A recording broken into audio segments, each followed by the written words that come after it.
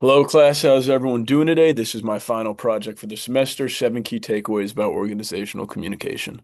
I can speak for every of us where we've been in group situations or team situations, whether in work, school, even sports, recreational things like that.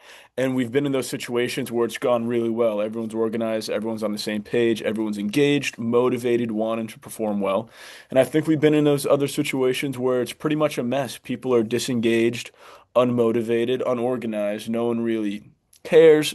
People might start poking behind other people's backs, things like that, and it starts to all fall apart. And I think when looking at all the modules, all the TED Talks, and everything we've learned throughout this semester, I think it boils down to communication. It is such a big part of team aspects. And then again, when we were looking at Pressbooks chapters, TED Talks, and all the material in this, we've learned how important communication is in organizations. It's not just something that is necessarily said. Communication isn't just talking. It's a lot more in depth. It's a lot more important, and it is, in my opinion, the backbone of organizations. So that's going to lead us into module one, which is organizations as a communication system. When looking at module one, I learned that organizations are communication systems where everything in the organization, things like goals, decisions, personal relationships with employees, it's not just a structure, but a flow of communication. When looking at chapter one of Pressbooks, organizations operate as communication systems where messages shape coordination, meaning, and action. This is something that stood out to me personally because it opened my eyes that communication is not just an extra thing in the workplace, it is the workplace itself. When going into Model 2, we were introduced to Shine's three levels, which are artifacts, values, and underlying assumptions. Chapter 3 dives into what these three mean. Artifacts is what we can see, values are what the organization believes in, and assumptions are beliefs that guide real behavior. This was explained to me on how some organizations, at least with underlying, the whole pyramid, you have to follow these as an organization. And there's a lot of organizations that on the outside look like they follow these. So on the outside, the organization looks good, everything's running well and all that, but internally there's a lot of struggle because they truly don't believe what Shine's three levels of culture is about. They don't necessarily buy into it. One of my favorite chapters of this whole thing was Module 3, Why Good Leaders Make You Feel Safe. I think this TED Talk by Simon Sinek is great. Again, this was probably my favorite TED Talk of the whole thing because it explains how good, strong leaders aren't just great are like a good strong leader doesn't just tell its employees what to do. They always need to, they're not just the boss, but they want to feel part of what their employees do. He explains how leadership is not just about being in charge, but about taking care of the people who you are in charge of. Real leadership is about trust. You cannot function as an organization if you don't have trust. This makes sense. How do you think your employees are going to buy into what you're saying if they don't trust you or they don't feel like it's safe to speak up when something's wrong? To be able to have healthy conflict is extremely important, and that leads us in to module four, which is constructive conflict.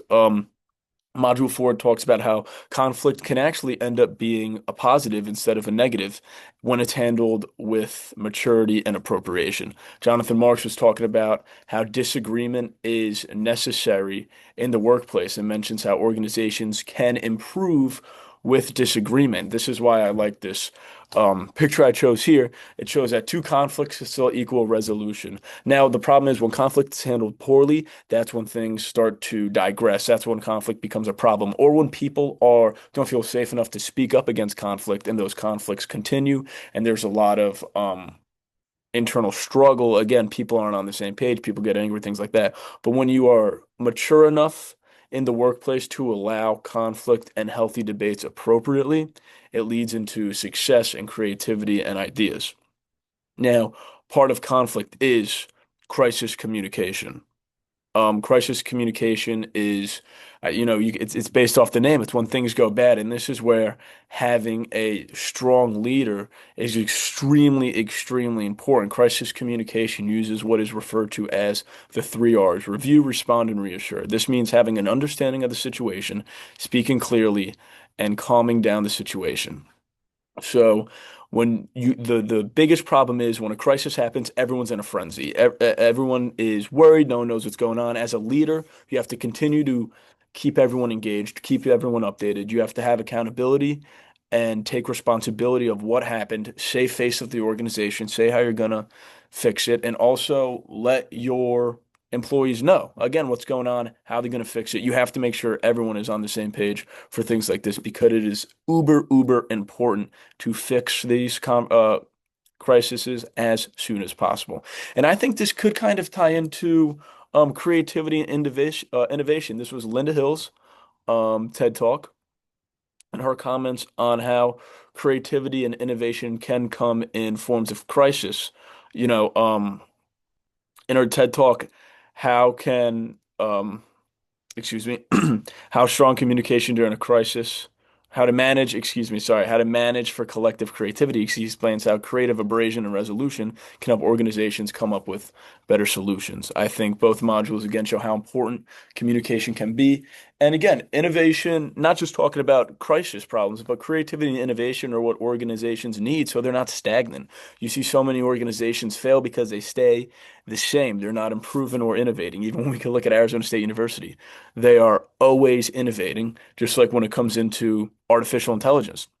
Module 7, this was a new module for us. This was kind of breaking away from communication, learning about our school and what they're doing with artificial intelligence. But Module 7 showed me how ASU is incorporating AI responsibly with students into the academic programs. We were looking at Michael Crow with his interview via YouTube, and he was talking about how he wants ASU students to become master learners, meaning that there's AIs are giving students an opportunity to do something they have never done before, which is consume so much information whenever they want, wherever they want.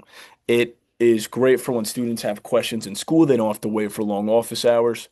And again, if they're falling behind in class, they could search it up there in class if they miss a note. But the problem with that is what we saw with some other readings about it is if you become too reliant on it, you can lack creative skills and you're also not learning. ASU is so proud to incorporate AI tools, but they don't want it to affect the students because they can get carried away and it creates all these problems. So ASU always promotes ethical and responsible use of AI. And then that leads us in. That was a conclusion of all 7 modules, and that leads us into the conclusion. So to wrap everything up, these 7 aspects from communication systems and down the list from communication systems to AI shows how important communication is and how it's connected to everything in organizations. We learn that communication builds trust, which shapes culture and behaviors. And it's not just, again, what people say. Like you hear communication and think it's just talking, but no, it is such a necessity. It's backbone in the workplace. And it is honestly a way of life. Good communication, mature, responsible communication gets you so far in everyday things when you're educated on what you're talking about, what you know what you're talking about. It is so beneficial. And I think, again, with all these modules, we learned how important it is to have proper communication in the workplace. And I just want to thank you, Professor, for a great semester. I found this class extremely interesting. I learned so much so quickly for a second semester course. And I just want to thank you so much. This concludes my presentation. And for everyone, I hope they all have a great semester. Thank you and enjoy your winter break.